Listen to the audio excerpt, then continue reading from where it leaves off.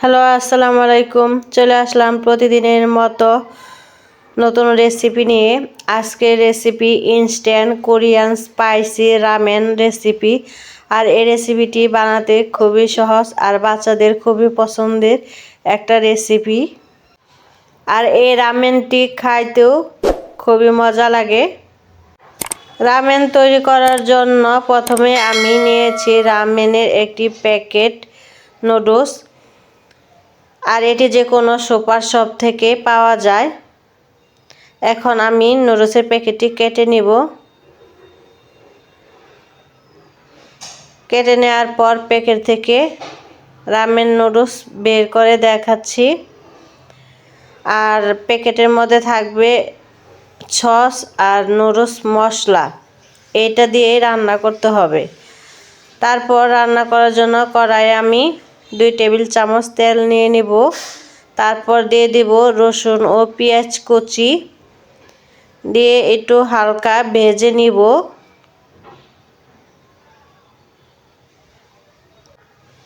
Brown colour করে একটু ভেজে নেওয়ার পর এর মধ্যে দিয়ে দিব একটি টমেটো ফালি আর 2টি কাঁচামরিচ, এটি ফালি করে দিয়েছি।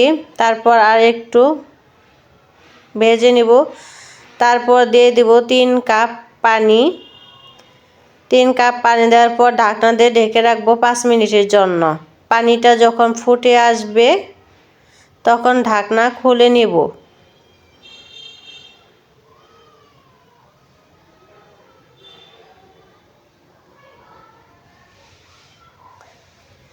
পাঁচ মিনিট পর ঢাকনা খুলে আর একটু পানিগুলো নেড়েচেড়ে মিশিয়ে তারপর এর মধ্যে দিয়ে দিব রামেন নুডলস। পুরোটাই দিয়ে একটু খুন্তি দিয়ে নেড়ে দেব।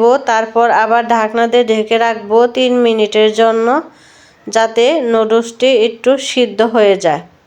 3 মিনিট পর চলে আসলাম, নুডলসটা সিদ্ধ হয়ে গিয়েছে। এখন আমি একটু নেড়ে চেড়ে নুডলসটি সরিয়ে দেব, ভেঙে দেব। ছেড়ে দেওয়ার পর দিয়ে দেব একটি ডিম, আর ডিমটি সাবধানে পানির মধ্যে ছেড়ে দিতে হবে যাতে কুসুমটা ভেঙে না যায়। তারপর ঢাকনা দিয়ে ঢেকে রাখবো আরও 2 মিনিটের জন্য। ঢাকনা খোলার পর আর একটু নেড়ে চেড়ে মিশিয়ে নিব। নুডলসটি সিদ্ধ হয়ে গেছে। তারপর এর মধ্যে দিয়ে দিব নুডলসের মশলা আর নুডলস সস, দিয়ে নেড়ে চেড়ে নুডলসের সাথে ভালো করে মিশিয়ে দিব।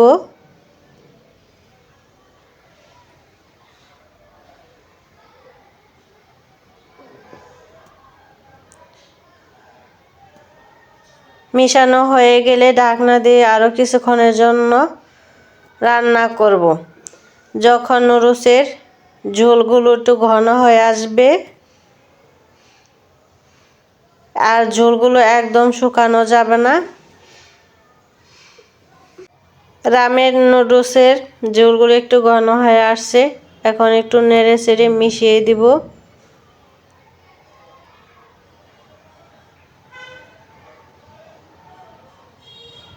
মিশানো হয়ে গেলে এর উপরে ধনিয়া পাতা ছড়িয়ে দিব।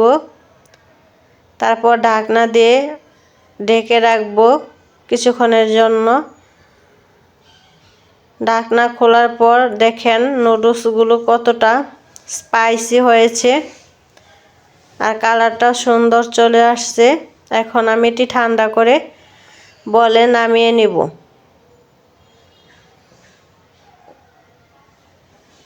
আর ভিডিওটি যদি ভালো লাগে অবশ্যই একটি লাইক কমেন্ট শেয়ার করে দিবেন।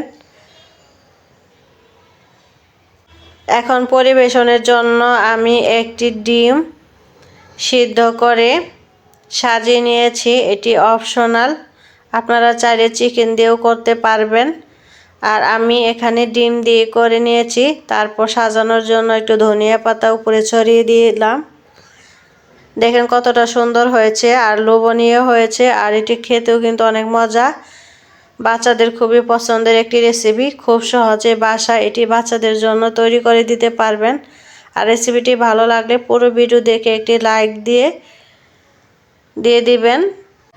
আজ এ পর্যন্তই, চলে আসবো নতুন রেসিপি নিয়ে। আল্লাহ হাফেজ।